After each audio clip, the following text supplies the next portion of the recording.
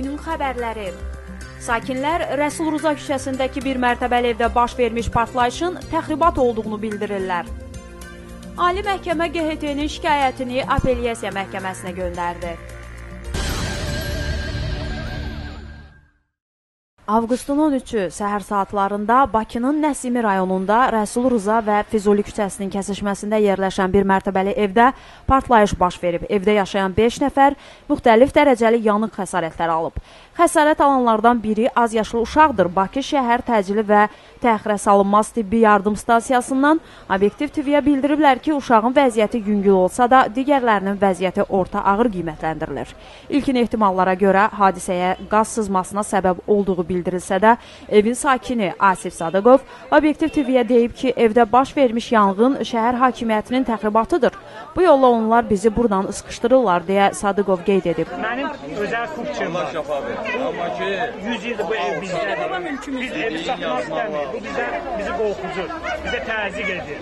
O, bunun planlaşdırılmış aksiya olmasını sübutu kimi partlayışın qaz olmadığı otaqda baş verdiyini göstərib. Uzun zamandır ki, hakimiyyət yaşayış evlərinin sökülməsi məqsədilə bu məhəllənin sakinlərini sıxışdırır. Telefon rabitəsi kəsilib, gecədən səhərə kimi qaz kəsilir, yanğınlar törədilir. Bu yaxınlarda mağaza yanında heç bir rəsmi sərəncam irəli sürmədən bizi buradan çıxarmaq istəyirlər. Bizə hədə-qorxu gəlirlər ki, əgər kompensasiya ilə razılaşmasaq, bizi zorla Hövsan qəsəbəsinə götürəcəklər.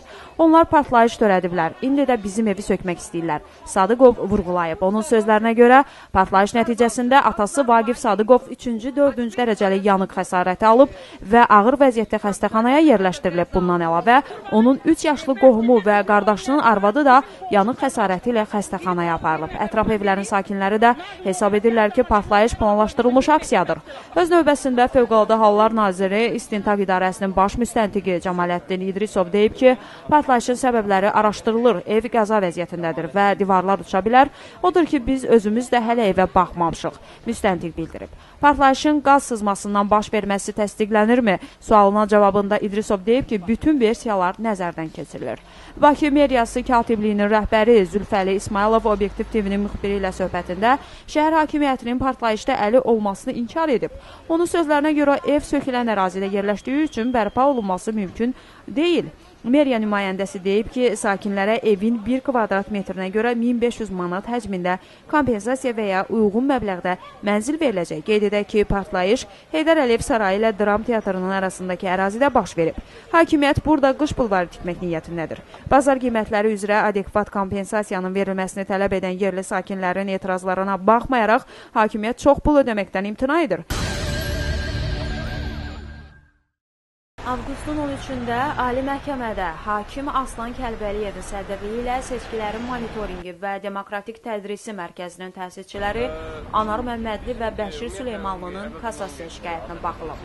Şikayətçilərin Ədliyyə Nazirliyinə qarşı iddiasının təmin olunmamasına bağlı Yasamal rayon məhkəməsinin qərarını Apellyasiya məhkəməsi qüvvədə saxlasa da, Ali Məhkəmə yenidən baxılması üçün işin Apellyasiya məhkəməsinə göndərilməsinə qərar verir.